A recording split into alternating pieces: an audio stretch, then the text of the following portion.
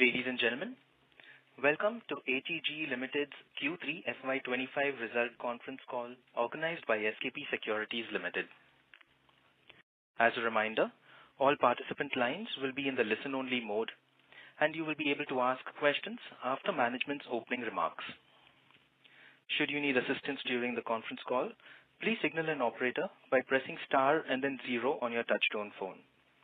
Please note that this conference is being recorded. I now hand the conference over to Mr. Naveen Agrawal, Head Institutional Equities at SKP Securities Limited. Thank you, and over to you, sir. Good afternoon, ladies and gentlemen. I'm pleased to welcome you on behalf of HEG Limited and SKP Securities to this financial results conference call with the leadership team at HEG Limited.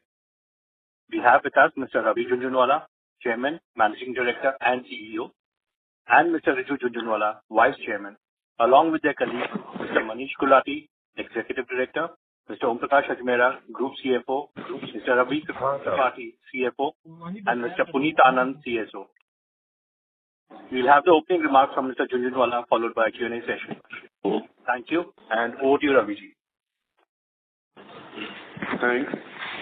Friends, good afternoon and welcome to our financial results conference call for the third quarter 2024-25.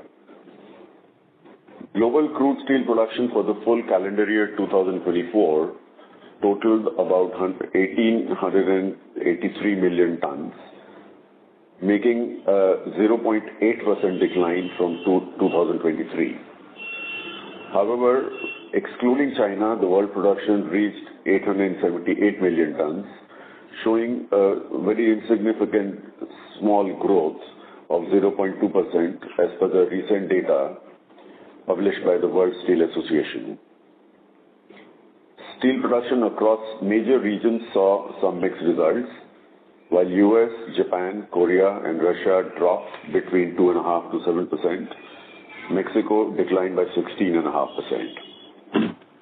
On the other hand, India continued its growth trajectory, with production rising by 6.3% to close to 150 million tons, supported by robust infrastructure and a strong automotive sector. Germany and Turkey posted a positive gain of 5.2% and 9.4%. Meanwhile, China, who by far is the world's single largest steel producer, saw a decline of 1.7%, producing 1.005 billion tons in 2024. However, Chinese steel exports surged in 2024 due to a slowdown in domestic demand there, reaching 111 million tons, which is the highest in the past 8 years, which obviously results into a reduction of steel production in all other parts of the world except China, which is a direct bearing on the graphite electrode demand in the markets we serve. Having stabilized our plant operations post-expansion to 100,000 tons, we were still able to operate our plant at about 80% capacity utilization with a base level of 100,000 tons, which was 81% last year, 23-24, for the first 3 quarters at capacity of 80,000 tons. So practically what I'm saying is our capacity utilization remains 80% at 100,000 tons versus 80% at 80,000 tons, which used to be 1 year ago. From all available public data available, we can safely say that this is by far the highest capacity utilization amongst all the graphite electrode companies in the Western world. Electrode pricing remains under pressure due to subdued demand, while needle coke prices have been stable for the past 2 to 3 quarters, which obviously results into a narrowing of profit spread. However, we believe that we remain the lowest cost producer in the world, or a little bit better even after expansion. Despite near-term challenges, we remain highly optimistic about our industry's medium to long-term outlook. The decarbonization shift is irreversible and we are closely tracking hundreds of projects all over the world, who are coming up with new greenfield electric arc furnaces worldwide. While margins may remain under pressure in coming quarters, in our view, we should start seeing a demand recovery in the second half of current year with some new capacities of electric arc furnaces coming into operation in different geographies of the world. And as you know, we have been exporting about two-thirds of our production to more than 30 countries for a long time. And we believe that we are fairly well positioned to capitalize on this increased demand. As you may have seen, some of our peer group companies in the Western world have recently announced a price increase for the new orders in the region of 15 to 20%.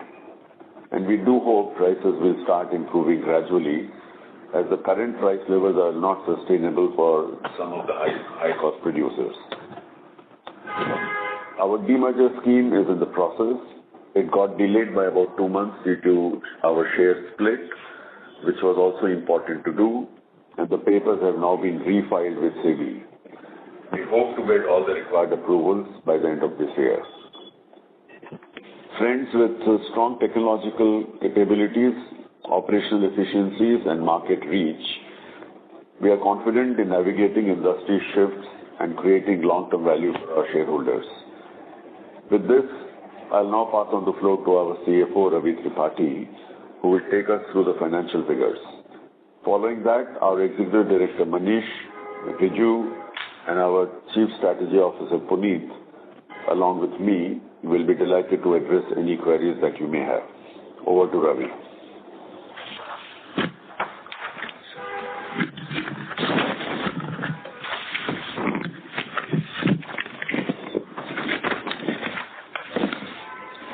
Thank you, sir.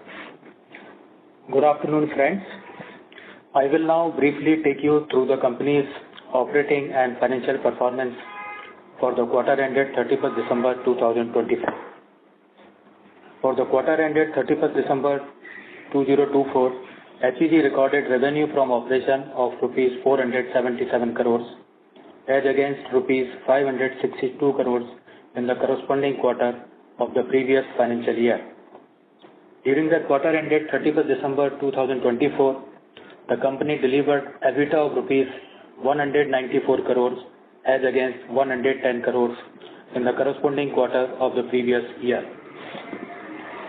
The company on a standalone basis recorded a net profit after tax of rupees 98 crores in Q3 FY25 as against similar amount of rupees 37 crore in corresponding quarter of previous year.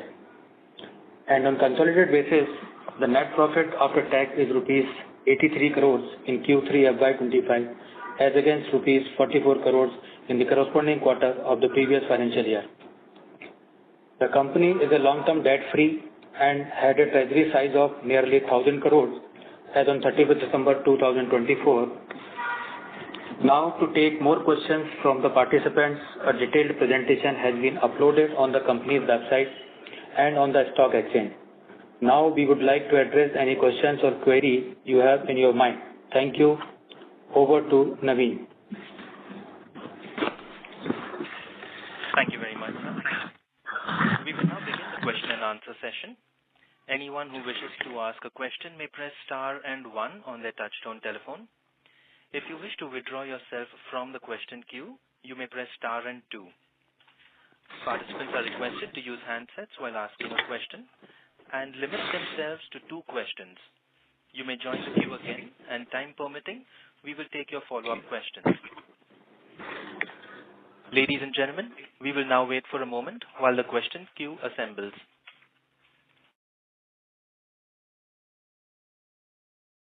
We have the first question from the line of Praful Kumar from Diamond Asia. Please go ahead.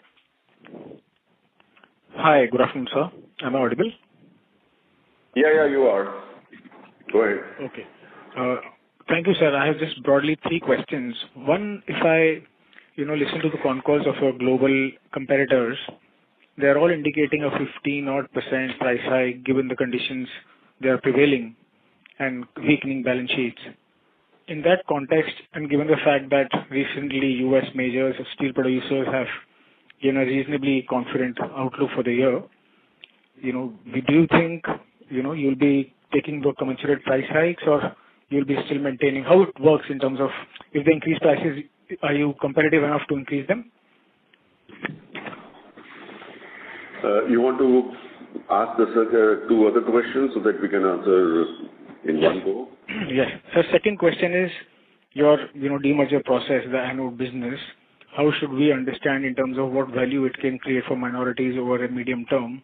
So, what is the broad sense and how this will be valued over time in terms of, say, opportunity size, market share? How do you think about the business, where we should peg the valuations, maybe 100 million, 500 million, ballpark? And final question is in terms of this reciprocal duties that has been talked about, how competitive we'll be and how it works and what it means for the business. These are the three questions, sir. Thank you. So what was the last one? We missed that. The duties that has been talked about from the U.S., the reciprocal duties, what it means for our industry and how. Okay, now about the price increase. So obviously, I'm sure all of you are comparing our results versus everybody else's. So you will clearly see a difference whereas we are still making 15-17% EBITDA even in these markets. It's not the same situation with some of the other competitors that we have. So taking a lead from one, the second guy has also increased, the third guy has also announced a price increase. And let's see. I mean, I can't make any more comment than that. I mean, the time will tell the next couple of quarters whether it goes through or it doesn't go through. I mean, no, but so the question is, if their price hike goes through, we'll be obviously comparable. So understanding that each steel producer has two, three vendors. Everybody's prices is more or less similar, give and take $10, $20 here and there. So obviously, one price increase goes up, everybody will follow. But I'm not sure. I mean, by our wish that we will increase the price, if it was that simple, then everybody would have done that long back. I mean, it's for the market to accept or not to accept.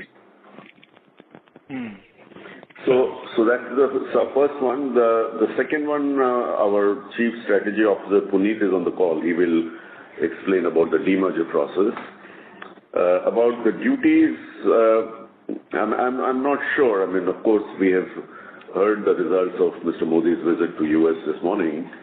They have not announced any duties, reciprocal duties as they call. As and when they do, we'll have to bear that 7.5%. But given our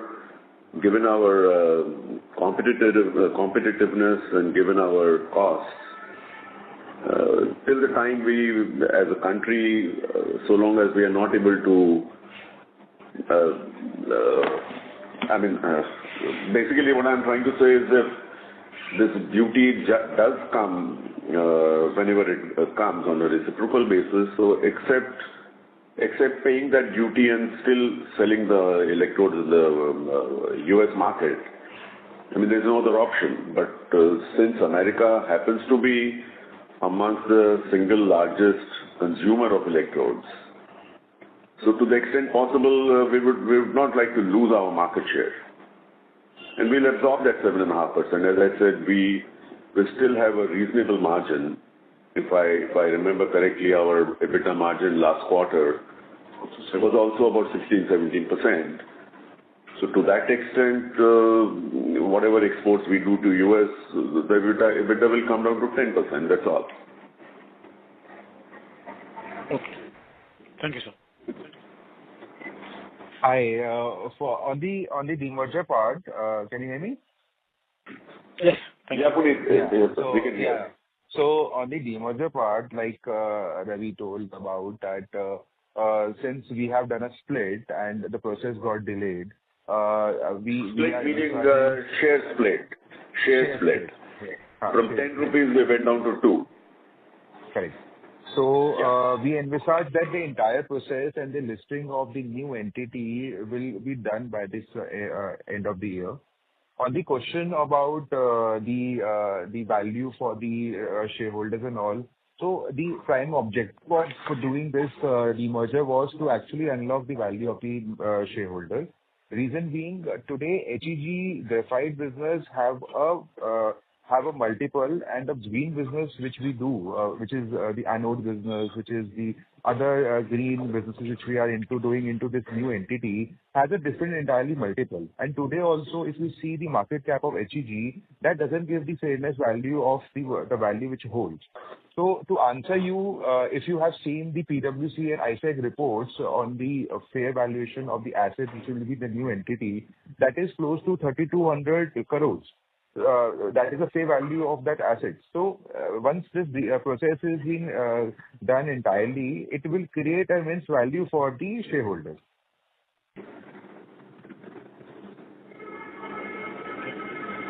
And the shareholder, it will be exactly similar, 1-to-1.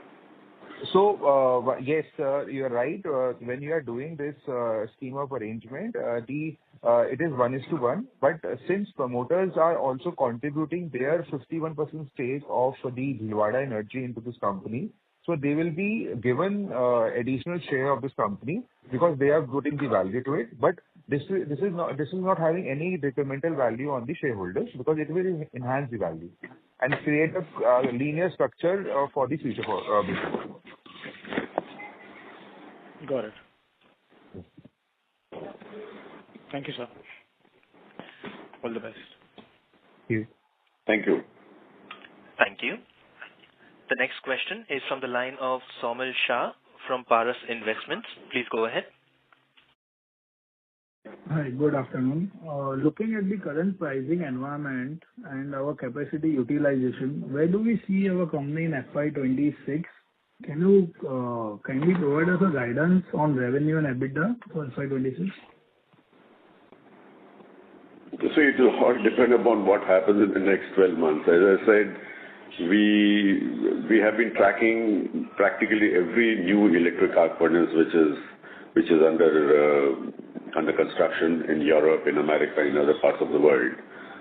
And we are pretty sure we can't talk about the specific numbers, but we are pretty sure that a lot of these are going to be in operation this year.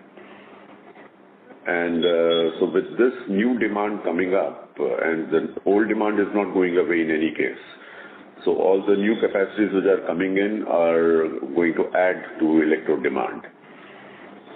So it's too early to predict what's going to happen in 26. I mean, and as I probably have told last time also, any new greenfield plant which is coming for electric arc furnace, the capex is more or less $1 billion for 1 million tons of new plant. So it's a fairly heavy expansion in current scheme of things.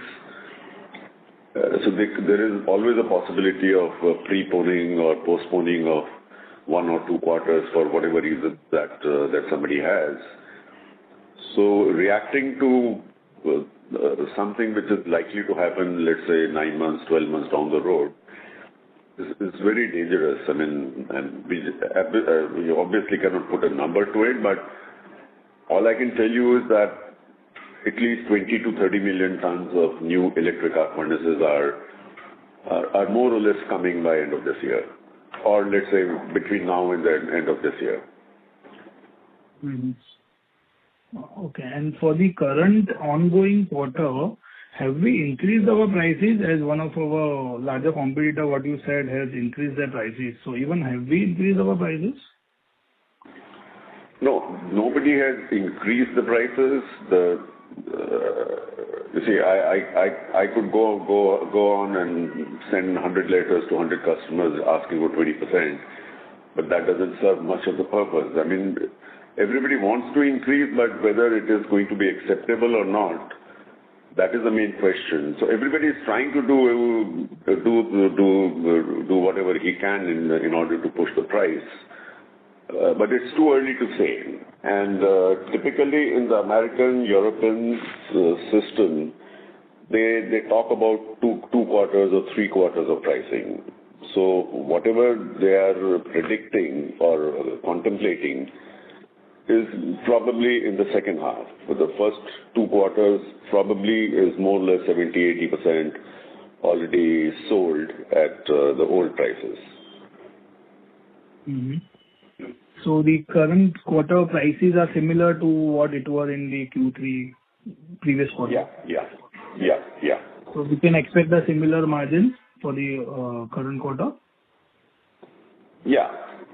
You see, you have to also appreciate in this particular product, from the time you buy your raw material and by the time you sell your electrodes, it's anywhere between 3 to 6 months.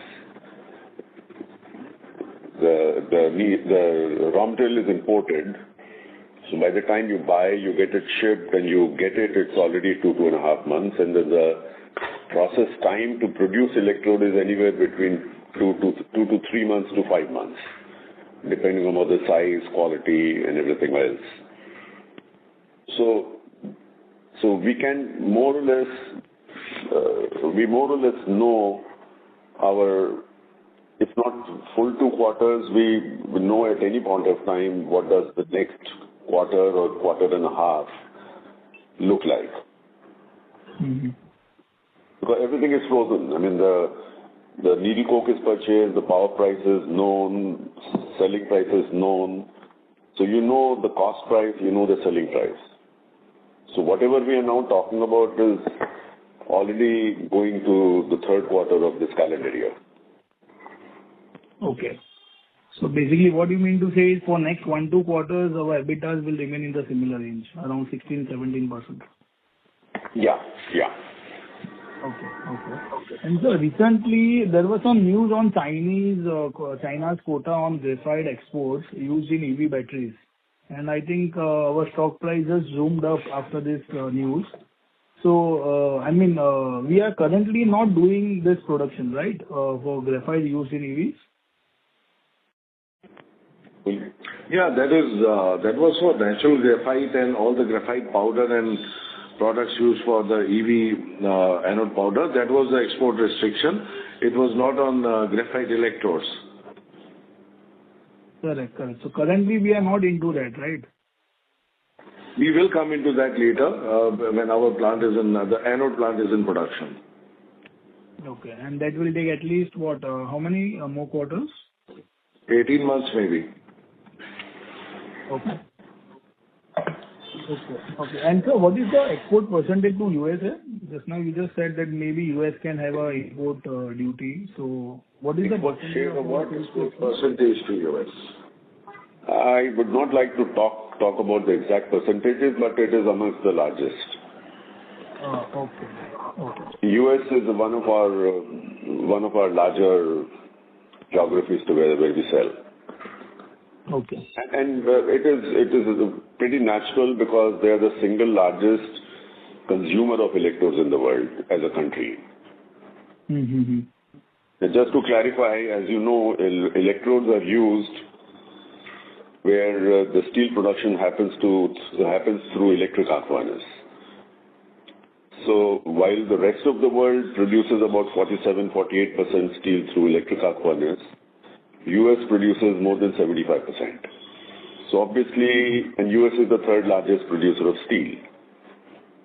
So that makes US amongst the largest consumers of electrodes in terms of capacity and size. Mm-hmm. Okay. That's it from my side. Thank you and all the best for your future quarters. Thank you. Thank you. The next question is from the line of Suraj Khaitan from SKP Securities. Please go ahead. Thank you for the opportunity, sir. My first question is... Sir, sorry to interrupt, but you are not clearly audible. It's very low in volume. Hello. Yeah, go ahead. Yes, please go ahead. Sir, can you please provide an update on the current status of graphite anode project? I think Puneet just talked about it. I mean, it's delayed by about 2-3 months because the split that we did, split of HEG shares. And the anode project is practically, I mean, the construction started more than 2-3 quarters back. We are targeting end of next year. Okay, sir. End of 26.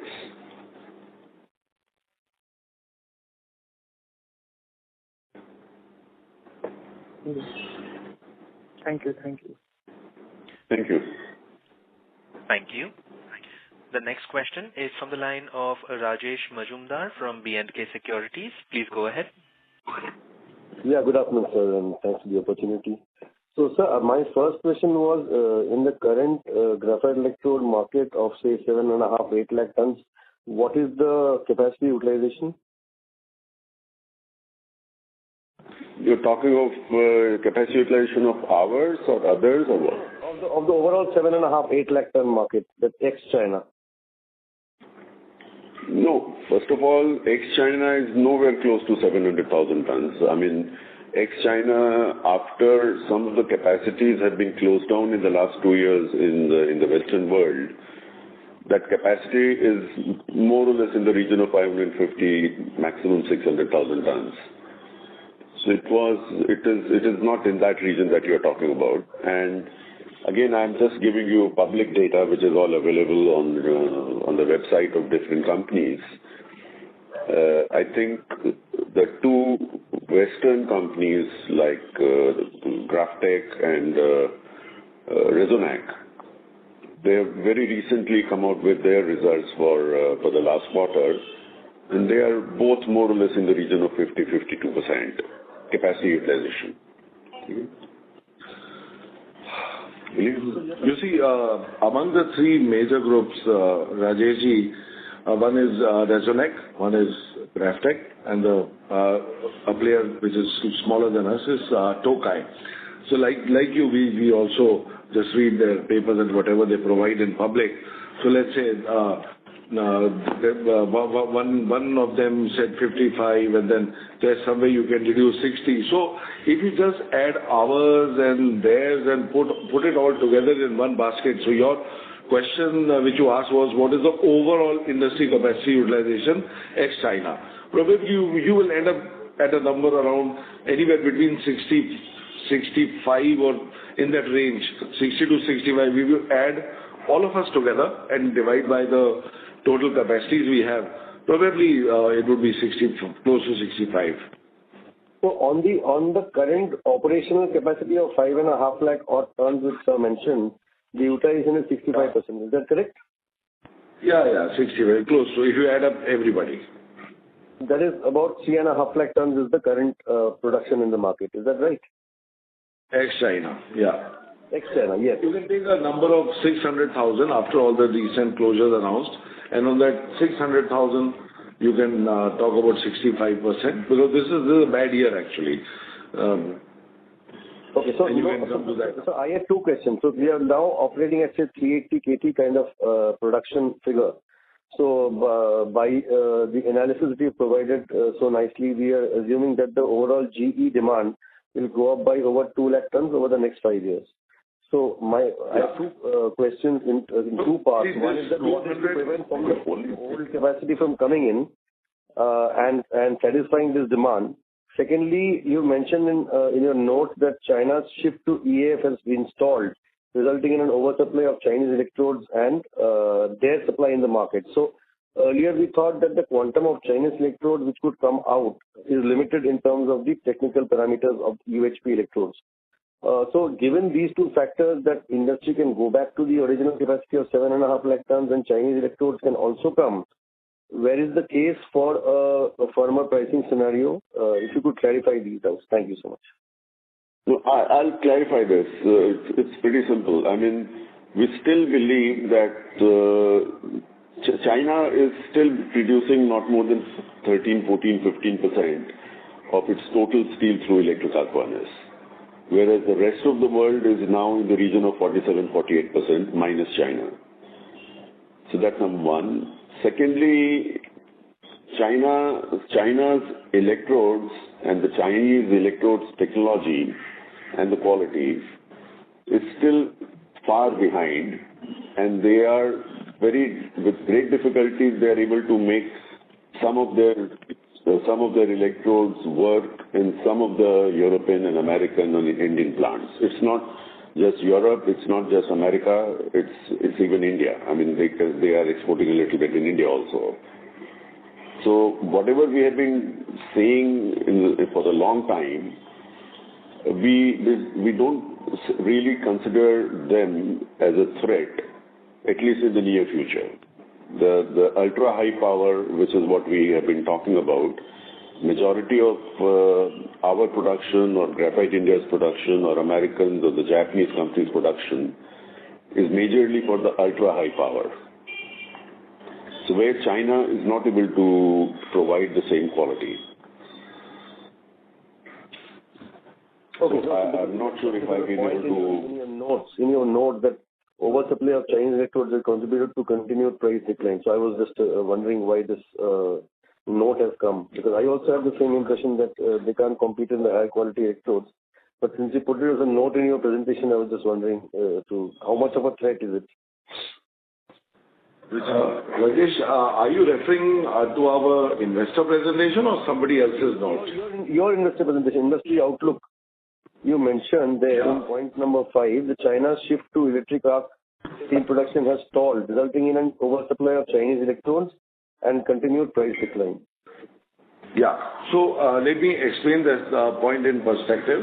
You see, China earlier said that they would reach 20% of their production by, let's say, 2020 and then 2025. So as we see their production, their shift to electric arc furnace is not happening as per their own schedule. So when we say stalled, means stalled as compared to their own projections of reaching 20%. So it's still there about, I think, not even 13, 14, it's around 11, 12%. Had that electric arc furnace shift happened in China, the oversupply of Chinese electrodes in export markets would not have happened. So they are still lagging behind their own EAF production targets.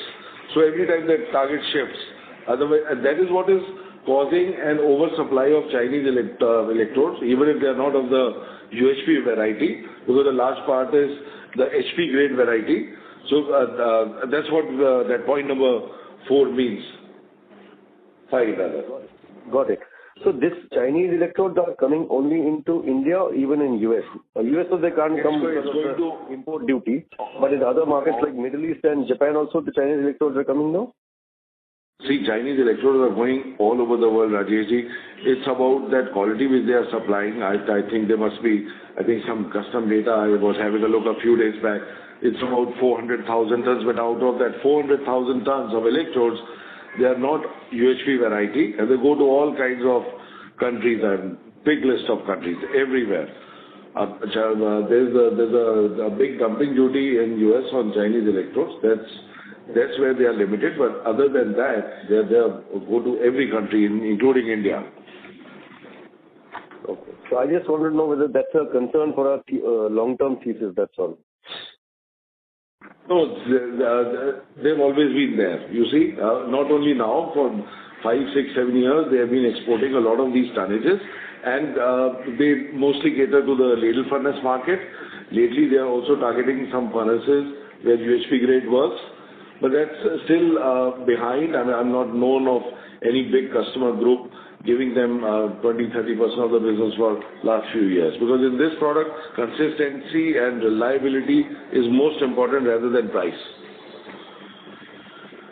See, all these new 100 million or 70 million, 80 million, that whatever we are talking about in terms of new electric arc furnaces being built all over the world, they are all very large furnaces with very large amount of transformer and power and everything.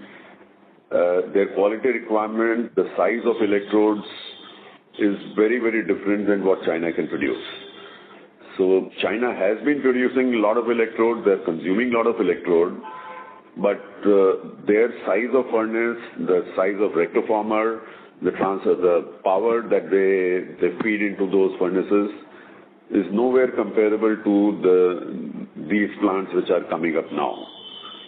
And one point here is also important for you to understand. Electrode only means 1.5 to 2% of the cost of production of a steel company. Whereas one bad electrode, one breakage of a bad electrode means 1 or 2 hours gone. So the cost of loss of that production of 2 hours is far too high compared to the cost of 1.5%, 2% in the price difference and the consumption difference of electrodes. Right, sir. That's helpful. Thank you so much. Thank you so much. Thank you. The next question is from the line of Pranay Khandelwal from Tirthan Capital. Please go ahead. Yeah, hi. Thank you for the opportunity. Just wanted to ask, the management made a comment that the US and the Europe, they sell the capacity 1 or 2 quarters ahead. So just wanted to understand if that is something that applies to us also. Like, do we also follow the same practice? No, you see, if we are exporting about 2/3 of our production, it takes about, as I said, between 2 to 4 to 5 months it takes to produce all those electrodes. Okay. And if we are so unless we have order book for the next 2 quarters at least, you can't even start production of those electrodes. So we work on a. So it's the same pattern. I mean, today if you are operating at 80-85% capacity, let's say in this quarter, January, March, we can supply another 5%, 7% for an ad hoc demand. But 80-85% is already sold. Okay. And similarly, if it is not 80-85% for next quarter, April, June, it will be at least 50%. Okay. This way you cannot plan unless you know what size and what quality you have to produce and sell in April, March, April, May. You can't plan your production also. Okay.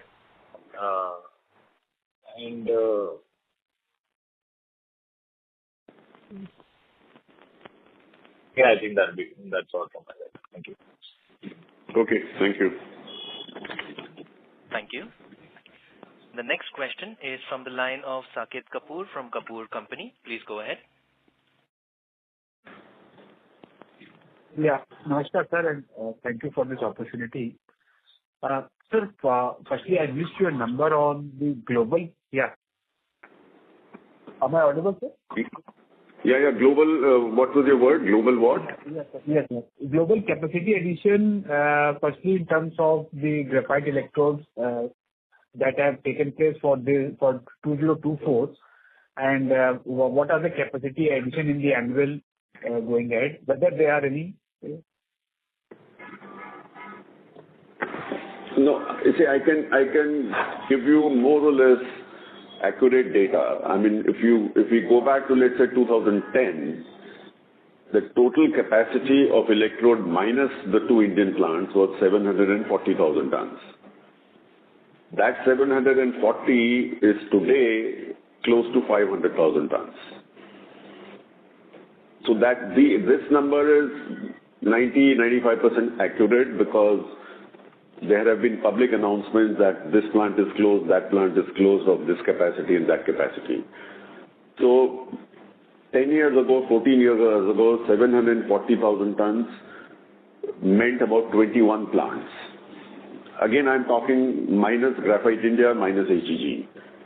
So that 740,000 tons and 21 plants in 2010 currently stands at 500,000 tons and 13 plants.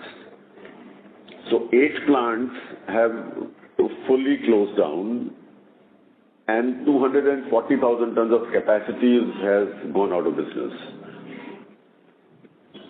And this is, as I said, without HEG and Graphite India.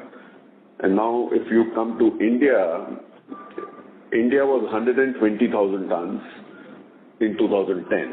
So 740 outside of India, 120 in India.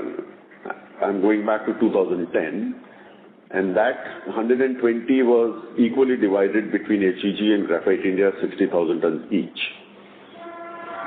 Now, currently, today as we speak, we are 100, and Graphite India is 80. Graphite India, as you know, had a plant in Germany, which they closed down 3-4 years ago. They had a plant in Bangalore, which they had closed about 7-8 years ago. So Graphite India today has 2 plants with a capacity of 80,000 tons in Durgapur and Nashik.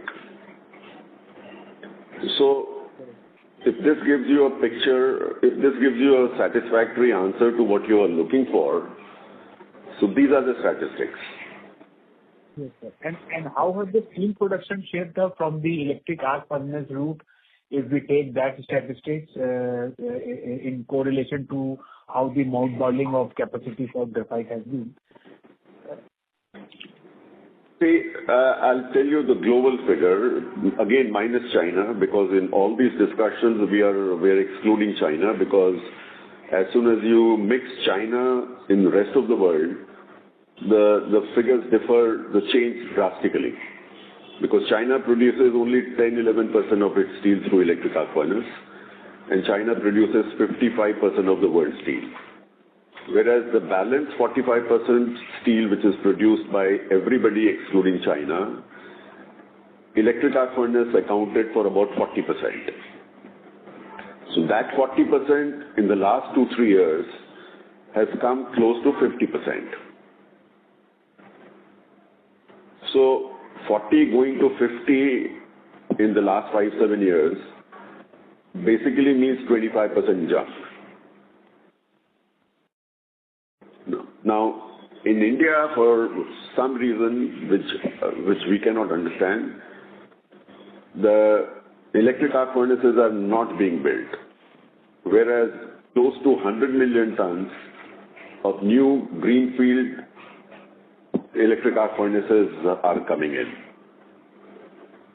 simply because of the carbon emission. Carbon emission in the electric arc furnace is between 4 to 5 times higher than the same steel produced through the electric arc furnace. So in that backdrop, 100 million tons of new electric arc furnaces are coming in the world, which does not include India and which does not include China. And the capex for this 100 million tons is roughly $100 billion.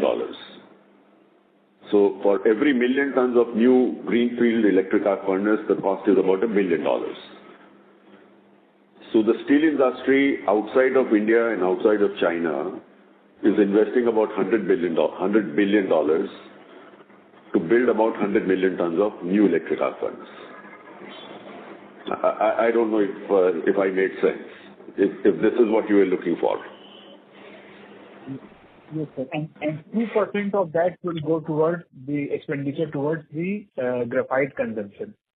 No, you are confusing now. We are talking about the capex. Capex. The capex to build 100 million tons is about $100 billion. Right. And when you are talking of 2%, we are talking of the operating cost.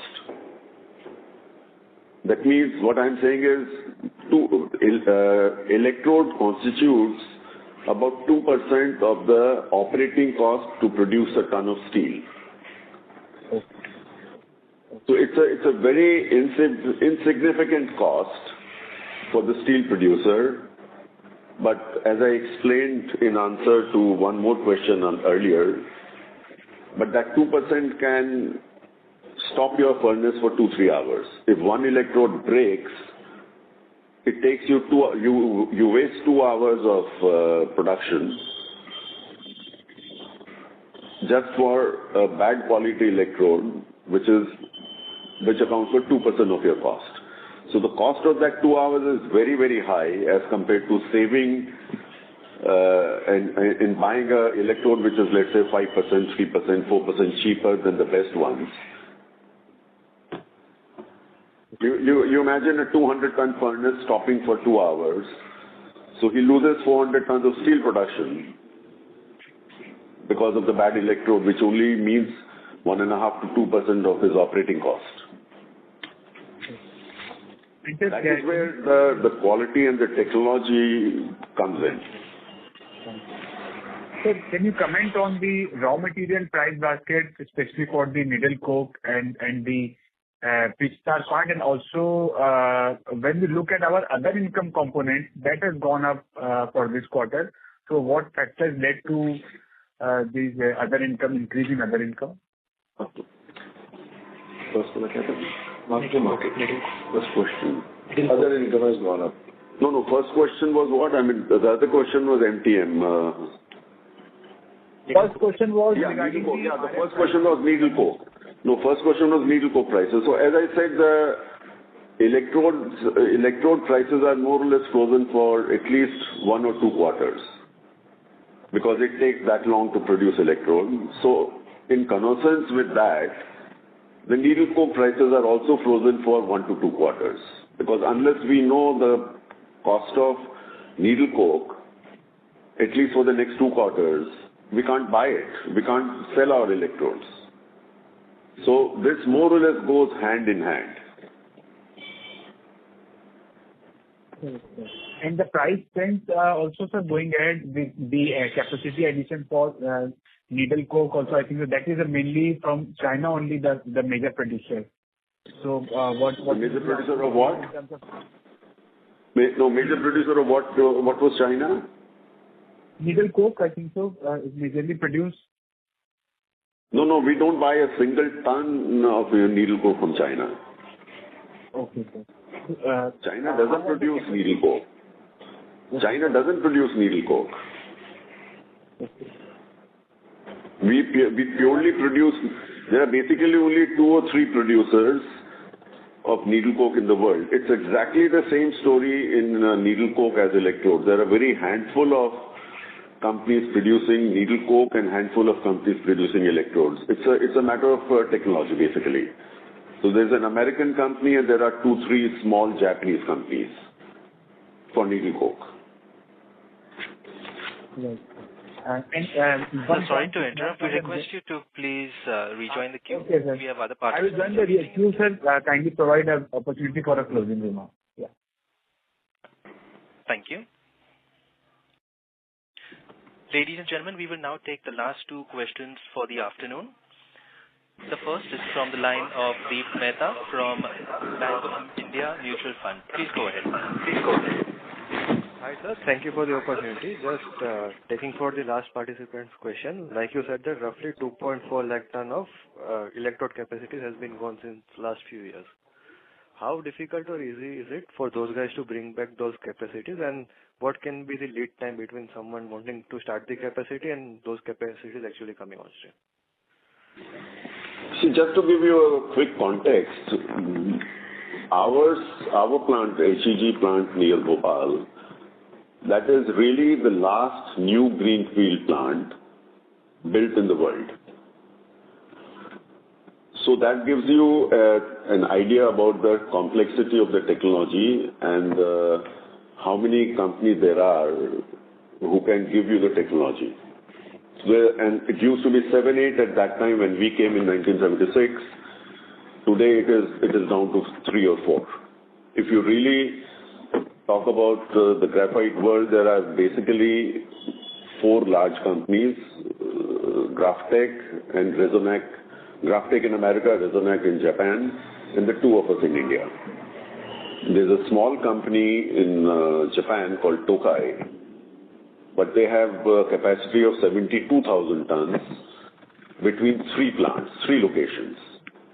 So in any case, with an average of 24,000-25,000 tons plants at 3 locations, and all those 3 locations being in Japan and Europe, the costs are way higher than anybody else.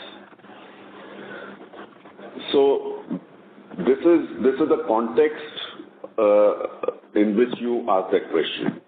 So I don't know if this helps you. That is somewhat helpful, but let's say Graftech or some big company, they've shut down a capacity. No, they can always restart. I mean, of course, they can restart, but again, these plants are all very, very old. I mean, even if you take our plant, we started this plant in 76 with a capacity of 10,000 tons. But we have kept expanding from 10,000 tons, and currently we are at 100,000 tons. So even in terms of equipment and everything, every 5 years or every 4 years when we have expanded by 15,000 tons, 20,000 tons, 30,000 tons, we have had this opportunity to buy the best equipments of that day. All the equipment that we buy, there is obviously some improvement in cost, some improvement in technology, some equipment in some improvement in efficiency. So because we have kept expanding over the last, we have had this advantage over others that every time we have expanded, we have bought the best equipment of that day. So theoretically, what you are saying is perfect, that it is always possible to restart a plant. Let's say, I mean, I'm just talking out of my mind. If the prices go to 10,000 tons, everything will start. Why should they not? Even if your cost is $500 higher or $700 higher, everything will restart, and they will obviously restart. If there's a demand for electrode and the prices go to 10,000 tons, it doesn't matter whether you make $500 more or less. So theoretically, yes, it is possible, but given the situation in the world today, especially in terms of labor and regulations and things like that, it is not, I mean, today it's not easy to restart a plant which was closed 10 years ago, let's say in Japan or Germany or Spain. But yes, theoretically you are perfectly all right. I mean, nothing stops them to restart the plant. But a couple of plants in the last 5-7 years, which were closed down, have actually been razed to the ground. So there are both the scenarios. Some plants have been razed to the ground because they were very close to a largish kind of a city in Germany or Japan or Spain. So it was not worthwhile waiting for restarting the plant rather than selling the land to a real estate developer. Understood, sir. Very helpful. That's all from my side. Thank you. Thank you. The next question is from the line of Zed Porchek from Opoka TFI. Please go ahead. Hi, thanks for taking my question. Two, if I may. You just authorized an increase in the investment limit in foreign stocks by some 40%, and I understand that you will increase your stake in GrafTech even more and probably exceed 10% in the company. So the question is, what is your long-term plan with such a huge stake in competitor, and why do you think it's better to buy those shares instead of buying back your own stock? And the second question, on price increases, you mentioned that your competitors increase prices, or they try to increase prices. Yes, Resonac 20%, Stockholm 10%, GrafTech 15%. And you just mentioned that you are waiting for those to go through or not to go through.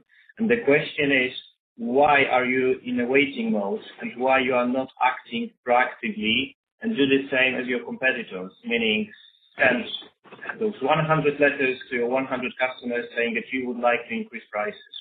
Thank you. Okay. Now, your first question, first two questions are relating to our investments in GrafTech. See, from our calls in the last, let's say, 4 or 5 calls over the last year and a half, 2 years, we've always been saying that we see a big increase in the demand for electrodes, and there are not too many players who are in this business. There has not been any new player in the field of graphite electrodes in the world. We were the last one 50 years ago. So in that backdrop, we have been expanding our plant because, as I said, we are amongst the lowest cost producer of electrodes in the world. And of course, the size of the plant makes a difference. From 10,000, if we have grown to 100,000, When you understand, what happens when you produce 100,000 on the fixed costs. So in that backdrop, about 6 months ago, we just saw that Graphtech's market cap, and Graphtech is in a very special situation compared to all the other 4 or 5 graphite producers. That's the only company who is backward integrated to the raw material, needle coke. So they had a capacity of 200,000 tons of electrodes and 140,000 tons of needle coke. So if you have been following our business, let's say for the last 5, 6, 7 years, you would have seen that 5, 7 years ago when the electrode prices went up by went through the roof, let's say, so did the needle coke prices. So Graphtech is in a very, very good situation where they have 70% of their own raw material, and that raw material happens to be a very special kind of a crude oil. And as you know, in the Western world, you can buy your raw material, especially oil, in future.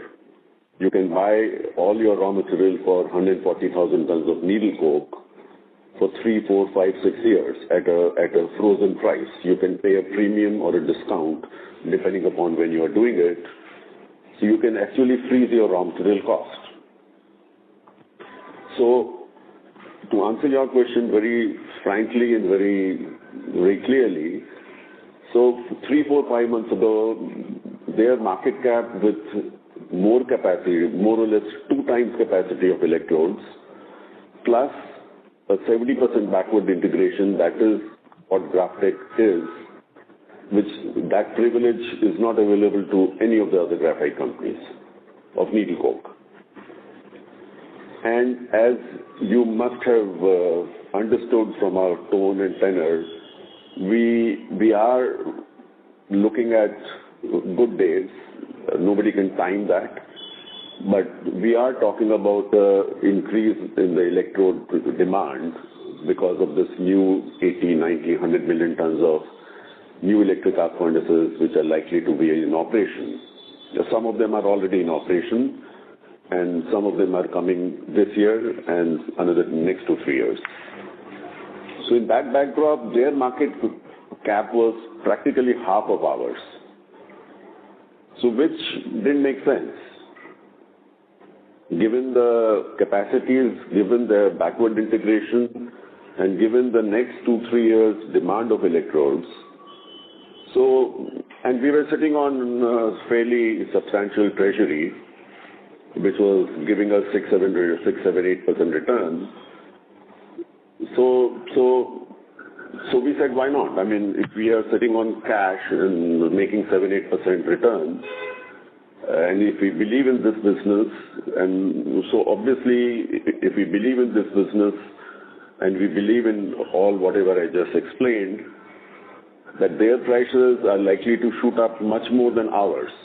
I mean, that's what actually prompted us to do it. So I believe that explains our rationale about why we invested there.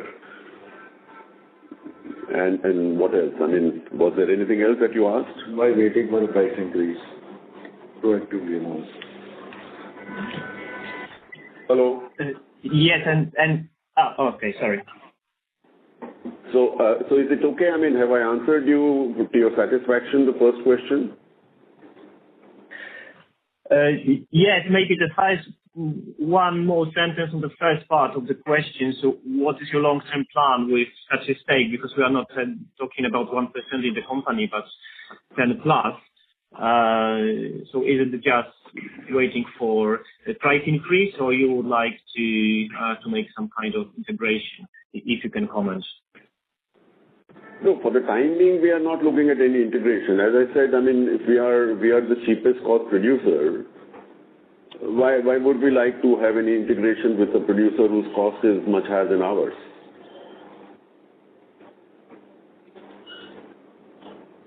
So that is not even in our radar. It's purely on the assumption that we are in the right business. We believe the electrode business is going to be better and better and better. And when that day comes, their share prices will see a much larger jump than our own prices because of that needle coke that I just talked about. And we saw that 5 years ago. I mean, their prices jumped much, much more than us because not only they made profits on electrodes, they made tons of profits on needle coke, which only they could have done.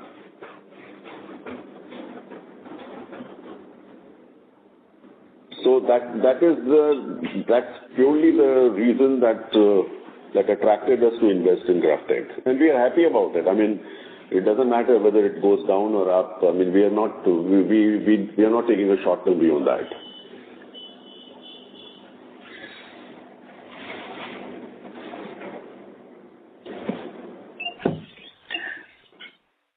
Okay, thank you. And the second question on why you are not acting proactively on price increases, if you could comment on that.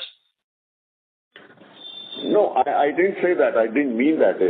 I mean, even if I didn't say, I didn't mean it. I mean, you see, announcing on paper and making that change on ground are two different things. If purely by sending a letter, if I could get a price increase, I'll be very happy to do it this afternoon. And we are still half the size of the other two bigger players. So if they have taken the initiative, the market is aware about the intention, and the reason they have announced the price increase is obviously because they also believe more or less on whatever we just spoke about, that new electric arc furnaces are coming, the demand of electrodes is going to rise. So in that backdrop, obviously, they have announced a price increase. So, and as I said in answering an earlier question, in this business, you are more or less already booked for the next, at least 100% for the next quarter, and at least 50-60% of the second quarter. So, and we are also going by the assumption that if there is a price increase because the other two guys have already announced, and we will see it in the market in any case. So there's no need to irritate the customer by sending letters after letters that we are also increasing the price. I mean, whatever will happen will apply to us in any case.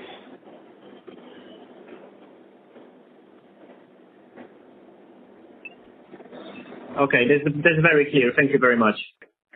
But I can assure you that we are not selling cheaper. I mean, our quality, our service is that we don't need to sell cheaper than them, and we are not doing it.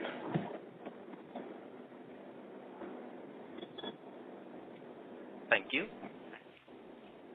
Participants are requested to please restrict themselves to 2 questions per participant. The next question is from the line of Shashank Kanodia from ICICI Securities. Please go ahead. Yeah, good afternoon, sir. So if you can just quantify the MTM gains on your other income, I think this will largely pertaining to the shares that you hold of GrafTech, right? Yeah, that was one of the reasons, right? But major one. So can you quantify, sir, what was the other income on account of MTM gains? I think it was somewhere in the region of 60-70 crores. Okay. And second, sir, on the anode plant, I think your last commentary was that you're still negotiating your deals with the state governments regarding some relief from the power tariffs or something of that sort, right? So, and now you're mentioning that the construction of the plant has started. So can you please help us understand? So, where are we on that front? And have you finalized the location and the tariffs and the state government deals? So I can answer that, did you decide? We've absolutely decided on the site. We've already procured the site. It's 105 acres in Devas. And we are in the process of now finally doing the final drawings for the 20,000 tons plant, which we increased from 10,000 tons. And in the next few weeks, we'll be starting to open all the LCs, etc., for all the machine import that we have to do. With the state government, obviously, we have a whole list of demands that we want, and whatever we can get out of that, we will try to extract the most. But regardless of that, based on the current capacity that we have, we are still going ahead with that plant exactly as per plan. Right. And so initially we were expecting a payback of roughly 7 years, given the fact there was a decline in lithium and battery prices. So that mathematics still remain, or does that improve into our favor, or call it? It would remain the same right now because the battery prices that now we have taken in our business plan and changed all our other assumptions accordingly. I think the battery prices, the way we are seeing globally now, they have more or less bottomed out.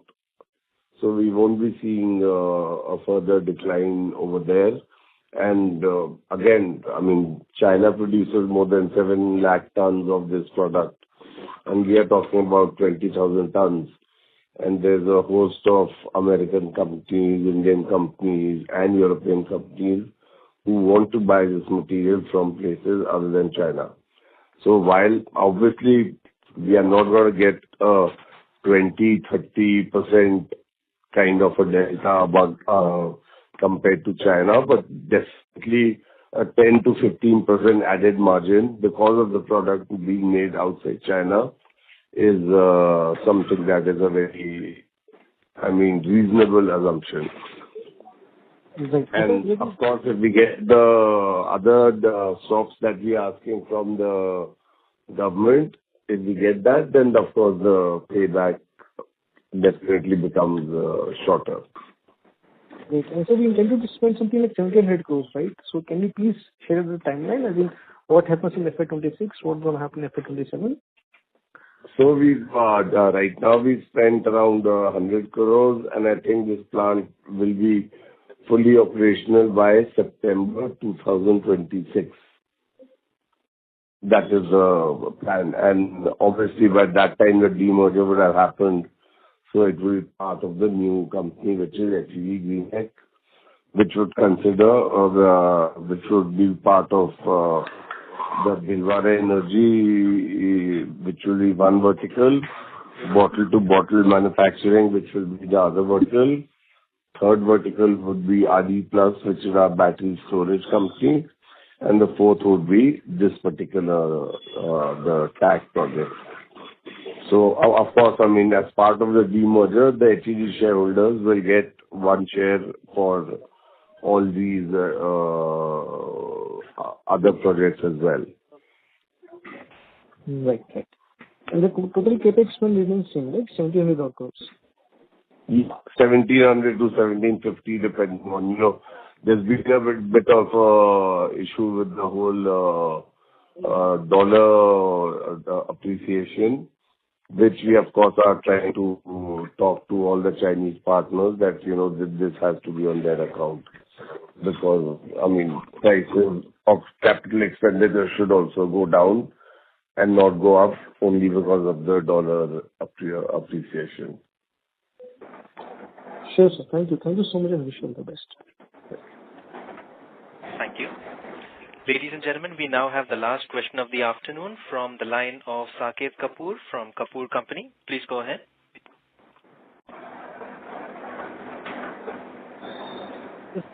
For the opportunity. Hope I'm audible. Hello? You are audible, sir. You may proceed. Yeah, audible. Sir, audible.